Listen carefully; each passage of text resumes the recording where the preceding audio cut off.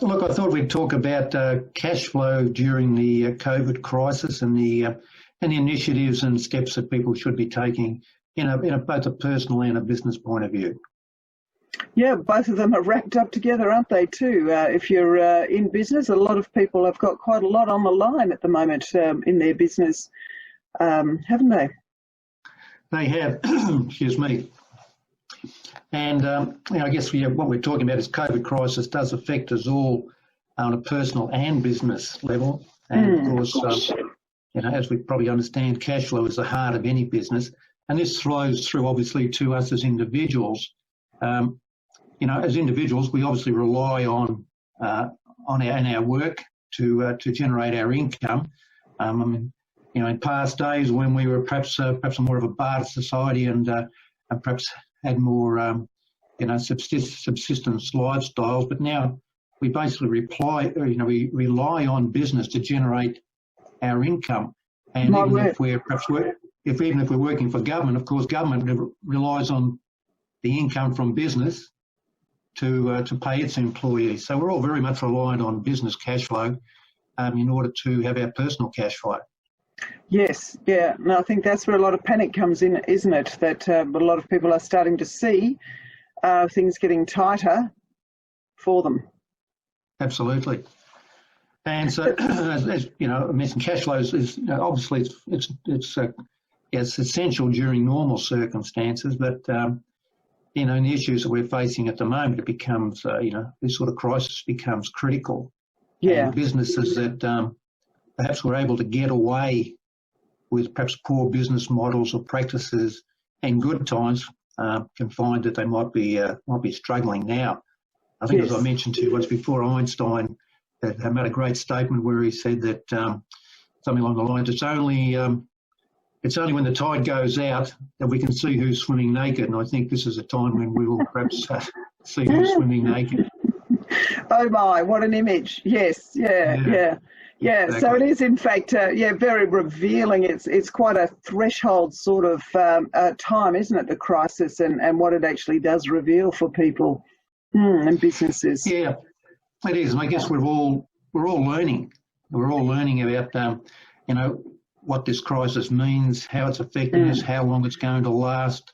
I think at the start we perhaps thought it was going to be worse, and then things looked good. We thought it was going to get better. Now we're starting to wonder how long it's going to affect us, and the effect is going to be very significant on a lot of businesses and subsequently a lot of individuals. Yes. So I think particularly in these times, cash flow budgets are a very, very important part of any sort of business and to some extent personal planning. But I find that only probably about 10% of businesses, small, medium businesses, actually do proper cash flow budgeting. And I guess what is a cash flow budget? Well, simply it's just an overview of the inflows and outflows of the business over a specified period of time. So is it what you can expect to come into the business, Paul? Exactly. What we expect to either come into the business or come into your household versus what's going out and what's the timing of that. When do we expect the income to come in? When do we expect the outflows to happen as well? I know you'll talk to us about cash flow management, but it's pretty well the lifeblood, isn't it? The cash flow of your business and of your personal economy, if you like, as well, your household economy. Look, it sure is. And I've seen a number of profitable businesses go broke purely due to cash flow. Yeah. And perhaps I'll talk a little bit more about that later on, just how that comes about. But that's certainly, critical. So on a personal level, Paul, what can we actually do? Okay, I think the most critical thing on a personal level is, first of all, to find out what do we need to live on. What are our outflows? What expenses do we have? What are our fixed costs? Like our mortgage, perhaps our rent, our utilities, our rates. What are our discretionary costs? Which could be things like entertainment, alcohol, cigarettes, food. Food's perhaps not that discretionary. We need to eat, but perhaps we need to look at how we eat and what we pay for. Yes. So we need to examine really what all our costs are to work out just what do we need, what revenue do we need to have coming in to live. Yeah. So, that's a critical part of things. Find out exactly what it is and what is the timing of our living expenses, and what is the level of income and to support those level of expenses. And it may be that based on these times that our living costs are higher than our income. So we've really got to make some critical decisions around what do we spend our money on. Yeah, and I think, you've raised some very important things here, and we can see there that the areas of income and timing is really quite a critical thing, isn't it? When is it coming in, or is it being delayed, or can you delay some things sometimes as well? Exactly. So that's what that's what a cash flow budget enables you to do. It enables you to see when you expect the outflows and the inflows, and then how do you manage those to not to get into a position where your outflows are causing you real grief because your inflows are still not to come. Yes, yeah. And how would you know what the timing is going to be of some of the incoming cash? I mean, do you just then look at what's happened in the past, or maybe set up new arrangements with your customers or clients? There'd be a range of things you could do. Yeah, from a personal point of view, I guess if you're working on salary and wages, then you pretty much know what's coming in and when it's coming in. Of course, in these times, that can be a little bit, a bit fearful as to are these going to continue? Is my employer, whatever, going to continue to be able to support me and keep me on? Yes. But generally, we know what our income flows are. If there's salary and wages, is it rent? Well, then we've got to look at what's happening with our tenants. Are they suffering? Are we going to have to support them? Is that going to reduce the rental income that we need from them to pay the mortgage, etc., on the properties that we may have, as investments? And what interest income may we have? What with other investment income, dividends, when might they come through? So it's really a matter of examining, all the areas of income and then trying to, look at when you expect those to hit. And that's really is based on best ways to look backwards as to what's happened in the past and then extrapolate that into the future. You mentioned down here you've got some templates, so that's terrific for people. Yeah, look, there's some basic templates. They, as I mentioned, they help people project the amounts and the timings of inflows and outflows, and it also allows them to do a little bit of, if they've got a spreadsheet and they can understand spreadsheets, to do a little bit of what-if analysis. Say, okay, what if I can delay? I can see, okay, my outflows are going to be higher than my inflows. Can I delay? What happens if I can delay my rent or some outflow into next month? How does that make my cash flow look at the end of the month? So I think they're a real valuable tool, and certainly we have some available if anyone wants some basic templates. So what you're really saying here is do your analysis, and then you can maybe make some decisions really about how you're going to approach things. Absolutely, it is. It's all about decision making. Decision making on what levels of outflows do I have? Can I negotiate some of those? Can I talk to my bank, negotiate some reductions and deferrals in my mortgage, etc.? Can I reduce some of my discretionary expenditure? So it is very much about decision making and then looking at the effects of those decisions. Good. Glad that you've got some resources here, these templates. They'd be very useful for people. What else do we have to look at perhaps on a more business level, Paul? Okay. With businesses, I mean, obviously, as I mentioned before, cash flow is the heart of any business. But I think for businesses, initially they need to take a bigger picture look at the business, first of all. So identify, really sit down, identify who's their market. What is their market looking like? Has their market been impacted by COVID? Are their customers going to be reducing their demand for their goods? How are their customers going to be affected? So they need to have a bigger picture look to see how the business is going to be affected from a revenue point of view, and also to look at their supply chain, their suppliers. How are they affected? Are they going to need to look at other supply chains as backups, perhaps? And, will we have to reassess our product and our service offerings based on having a look at a big picture view of our customers' demands and what's happening with COVID? Are those demands going to change? Maybe, some markets might have gone, in fact, Paul, potentially, unfortunately. Absolutely. Too. Yeah. Yes, that's where we need to critically examine what we do and who requires what we do, and can we change course, if you like, if we find that our market perhaps has diminished or even gone, and we have to make decisions on that. If we can't, then we may have to make some very tough decisions. Yes. Do we halt the business? Do we, until things in the market perhaps come back? Do we really look at it hard and say, well, my market is now gone; it will not come back. My best decision now is to stop. Yeah, so I certainly know employers putting in place, stand downs of their staff,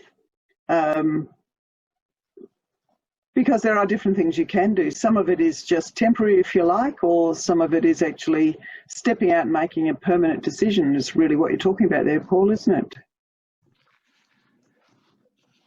It is. It's it is really just looking very hard at what we do and what we can offer, and is our market there, and has it changed? Yeah. So then you say, looking forward, you're planning for the next 6 months here. Yeah, look, I think particularly for businesses, we need to plan for the next 6 months, particularly with COVID. 6 months, I think, is we really need to, expect that we're going to be heavily impacted for at least 6 months. Yep. So I think we need to do 6 months projections, and we need to do 3 or 4 different ones, different scenarios, what if scenarios. What is that? What do we think our worst case scenario would be? And up to what do we think our best case scenario would be? And then try to pick the one which we believe is probably the one most likely. But then to continue to monitor how we're going, and then see, can we move from one to the other? Do we need to move down to a worst case, or are we able to move up to a perhaps a better case scenario? So I think just having one is not ideal. I think we need 3 or 4 to really fully assess just what is the impact, and where are we going to perhaps be, and where do we move within our cash flow projections. Yeah, good idea, having more than the one, because it's just so fluid, isn't it? It is, and I think if we have what we think, there's only one scenario. So I think we've got to really say have a look. What is the worst case? What do we think our best case is, and what are the ones in between? And which one do we think is the most realistic, and then monitor that. I see here too about chasing the late payments from customers. No doubt some of your customers will be having some issues as well. But yeah, I think, when we're looking at our cash flow, obviously we have to look at a number of elements that are involved in that. And of course, collecting payments from our customers is a big one, and it's it's a major concern in most businesses with cash flow management is debtor collections. Yes. But in these times, I think we need to be flexible. Obviously, we need to look at our customers and how are they impacted. We need to have be able to step into their shoes a bit, have some empathy, and talk to them. Definitely talk to them. If they can't pay up front, then offer them perhaps some instalment arrangements, and that then allows you to build that into your cash flow. Say, okay, I can expect I'm going to get certain amounts in today from these customers, but others I know this is going to take 5 months, so I can then project those payments out over a known period. But certainly, first thing is talk to them, chase them, get in what you can, and negotiate. To try and get the best outcome for both. Yeah, that's really you're talking about having relationships there, really, isn't it? And a honest conversation. It is. I think business is. It's about, at the end of the day, it's about people to people. Certainly dealing with certain people in an organisation, depending on what level each organisation that you may be, from principal to principal, or it may be your accounts receivable people talking to their payables, etc. But it is about relationships and about accepting that we're. I don't like to say, but we're all in this together, and we are, and trying to work together to achieve the best result for everybody, because nobody, we all rely on each other.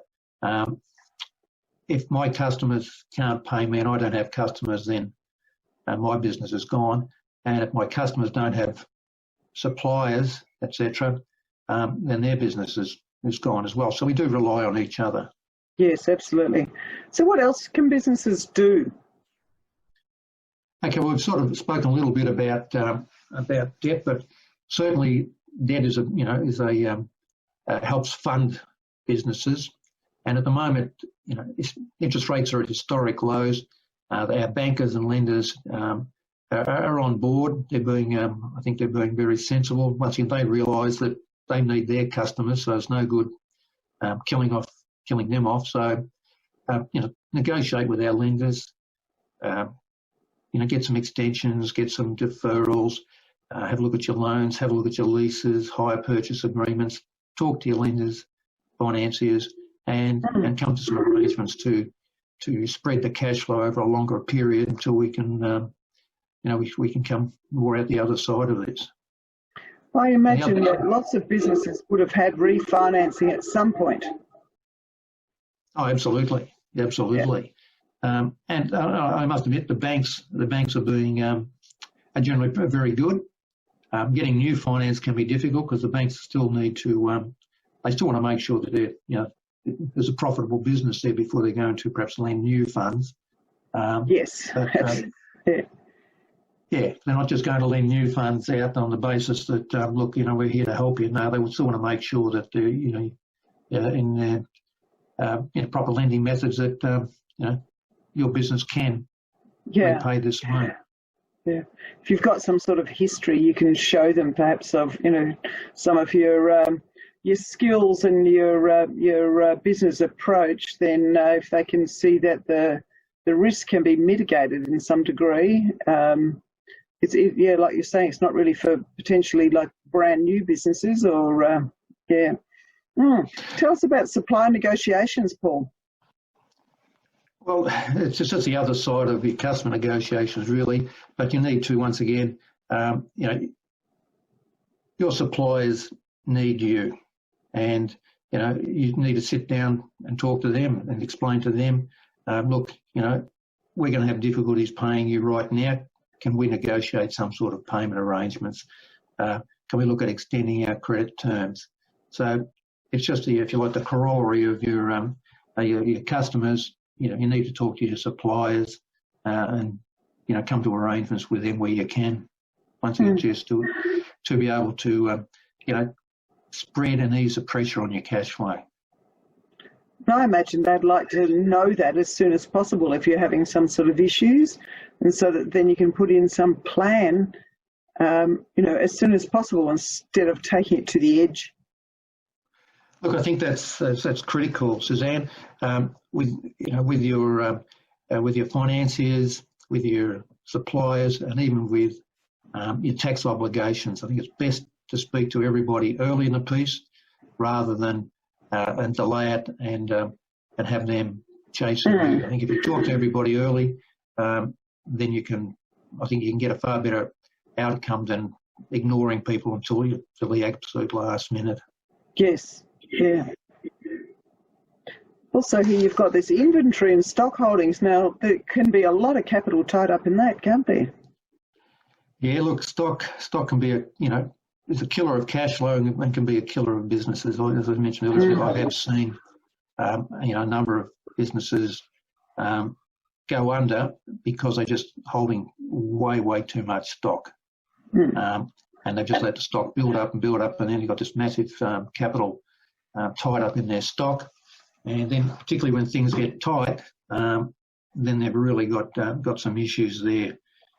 So I think it's important to review your stock levels and make some decisions around that. Perhaps talk to suppliers to see if you can return some stock. That may be difficult in these times, but if you don't ask, they can't say no. Yes. Perhaps look at some clearance sales. Look at your slow-moving stock. Look at your obsolete stock. Perhaps just get it out the door. Put a price on it where it becomes, almost a no-brainer for people to say, well, I've got to buy this. Yes. And while in the longer term, it may have been better to hold on. I think in the short term, it's more about survival. So let's not have a massive amount of stock sitting there when you can get some cash flow by turning it over. Yeah, I'll really pick up there. This is survival time, really. And it's no good holding on to things that are, I suppose, models or ways of operating that just don't fit in these particular times. You won't get back to the health situations if you don't survive first. So it really is that survival point. Yeah, exactly. It's no good, going underwater and holding your breath for as long as you can. I think you've got to, go to the surface and take some breaths and take some action. Yeah. So you've got some other advice of what businesses can do too? Yeah, look, I think obviously expenditure, as we mentioned with individuals, cut expenditure, go through your profit and loss statement, be ruthless with all unnecessary expenditure. Yeah. Look at your staffing needs. In these times, there may not be the work there for all your staff, so negotiate with your staff, talk to HR specialists like yourself, see what we can do. Can we reduce hours? Can we have wage cuts? Do we need stand downs? On the basis that, there's no good to anybody if the business collapses and then nobody has any jobs going forward. So in these times, we've really got to work together in order to have the survival of as many as possible. Yeah, absolutely. And some of these things can just be temporary. So, I know a lot of people are very hesitant to look at their, reducing their staff, etc. It's when you've had staff for some time, there's quite a relationship that you have with them, quite a responsibility, and rightly so. So it's not something you want to do willy-nilly, but it is also something that can just be for a period of time. And it's how you do it, I think that's really important, Paul. It is. I think we all recognise that our team are probably one of our greatest assets, and we obviously don't want to lose them. And we also, I think most small businesses, and I've seen small businesses that have really not survived because they just felt such a great responsibility to looking after their people, and they've put that above the actual survival of the business. Perhaps their heart was in the right place, but the bottom line was, if we can't support everybody and everybody goes, maybe it's a matter of we can support as many as we can, but we can't keep everybody. So you have to make some tough decisions, and you are invested in relationships with your staff, so that can be very hard.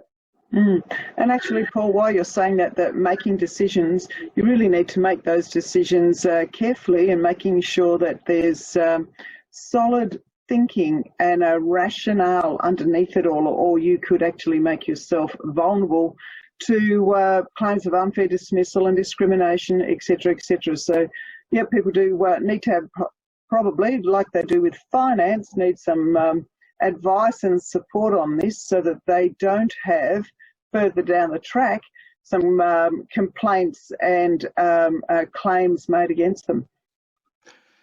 Look, it is as you understand only too well, it's a very complicated area, and I think for most small businesses, it's without specialist advice, they do not understand the complications and the legalities involved. So I think it's essential that they talk to the right people before they make any moves in that area. Yes, yeah. Again, it goes back to how you do it. But let's move on, Paul. You've got revenue streams here, so really looking at your revenue streams. Yeah, look, I think you've got to, once again, as I said, identify your market, and if your market is going to suffer, then you need to have a look at, can we create new revenue streams or reinvent revenue streams? Restaurants that never had takeaway a lot of them have now, gone into the takeaway business. Businesses that have perhaps, some manufacturing, etc., have looked at, well, what is the demand during COVID? What products and services are perhaps now needed that perhaps weren't there before? And can we meet some of that demand? So things like, making face masks or, other products and services that weren't perhaps there before. And then also looking at the, is your business model, is it the right model now? Should we be looking at changing it? Is there technology there that could perhaps give us efficiencies that we haven't perhaps needed to look at before, or perhaps we've just not bothered to look at because we're going along okay? So that's an interesting point. Yeah. Quite often we don't look at options when we're going along okay. And so this COVID challenge has really pushed a lot of people to look differently because they've had to. But we've had great changes in technology and how people are using technology as well, haven't we, in this short period of time? You think back to, February, huge changes in the way people are working and what their expectations are. So, yeah, there's lots of different ways now to look at your business and what some of the options actually are for you. For sure. I mean, we've all been forced to learn now. A lot of us working from home and having teams working from home. We've all known about Zoom. We've all heard of these things, but yes. Didn't really need to know about it, need to use it. Now, we're all Zoom, almost specialists. So we've been forced to learn new, perhaps not new technology, but technology that was there, but it's new, utilisation for us. So I think, apart from, things like that perhaps help us manage our business, I think the technology there to help us perhaps change the way we actually produce the goods and services that we do. And tell me about government support, Paul. Have you got your finger on the pulse with that? Well, it's an ever-changing, horizon. But I think it's critical for businesses to keep an eye on what's happening there. There may be new government initiatives that they're not aware of. Certainly it's important that they, keep an eye on the press, but talk to their accountants, etc. There have been recent changes to JobKeeper. I guess we call it JobKeeper 2.0, although I think it's perhaps 3.0 now. There's been more changes to that in the very recent times. So in government, of course, they're playing it on the run too. They're trying to make sure that they're assisting business, but also trying to manage their business, if you like. Yes. And, they've made some recent changes as a result of, industry and body feedback to say, well, this is just not going to quite work like that. So they've been able to adapt, and they're being, very, I think, responsive to, in general, to industry concerns and initiatives. Yeah, so keep in contact with your accountant. Good advice. Yes. Yes. And so now just look at financial reporting. I think, as we all know, that in business, to be successful, you really need to know your numbers. So I think where we are now, that is now, as I said, a bit like the Einstein's quote, in good times, perhaps we were able to get away with it. Now I think we really need to know our numbers, and many small businesses don't really. They run from day to day, and they understand where their revenue perhaps is coming, but they really don't have any real handle on a regular basis on their financials. So I think it's something we need to do now. Examine regularly, at least monthly. Have a look at our income and expenditure. As I mentioned, look at our stock levels. Look at our debtors and creditors. Make sure we're managing them. Look at our payroll, and with all this information and what we've spoke about earlier, continue to update your cash flow projections. It's not something you do today, and that's the way that's the way it will be forever. You need to update it, at least monthly. Okay, what was our actual for this month? Okay, let's now update what we put down as our projected figures. Update this month. See how that flows through to the next month. Do we need to update next month? Now we know what's happened this month, or do we need to update month 3, etc.? So continue to update your cash flow projections, and then see at month 3, month 4, what does our cash flow position look like? If it's starting to look like it's degenerating, becoming negative, well, do we need to make some decisions in the month or 2 before that to extend some of our outflows, to bring forward some of our inflows, etc.? The figures tell a story, don't they? They tell a story of what's happening, but then the figures that you've got for the future of what you're anticipating really are giving you indicators of what you may need to put into place. So you're really looking for indicators and potentially actions that fall off that. Exactly. I mean, a history of our figures enables us to look forward, but it's no good just looking back at the history every year without using that to project how do we grow our business. Where are the problem issues? Where are we perhaps leaking costs? Where are we not taking advantage of income? So that's important that we do really use our history to benefit us, rather than just something we look back at and say, well, that's the figures we use to prepare our tax returns, and let's just keep peddling. You mentioned here professional help.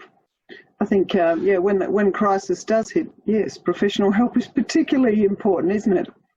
It is. And I think, the thing is not to wait, to do it today. Speak to your accountants, your lawyers, your finance brokers, your HR specialists, insurance brokers, business coach. All these people will all be able to help you in some way, but it's also part of using their assistance and advice to work on what do my cash flows look like.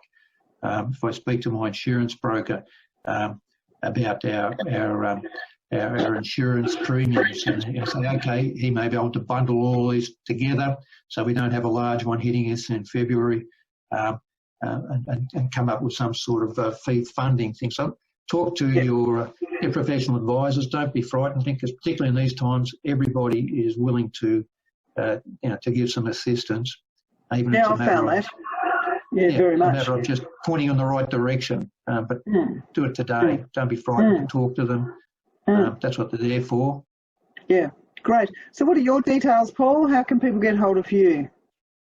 Okay, so that's our phone number, 94289630, email admin@thinkaccountants.net.au, and our web address is there. We're located in Stall Street in Burnley, sunny Stall Street. I'll be a bit overcast today, but we've got a lovely spot opposite the park there, so it's a nice green view. So and we're well accessible from, we're just off to Burnley exit at the freeway. Burnley station's 200 metres away. So if anybody wants to come in when they can, we're certainly reasonably accessible. There's plenty of parking. Happy to meet and talk to anybody that we can help. Thanks, Paul. Thanks for your advice. Thanks, Suzanne. Pleasure to talk to you, and look forward to catching up again. Thank you. Bye. Bye.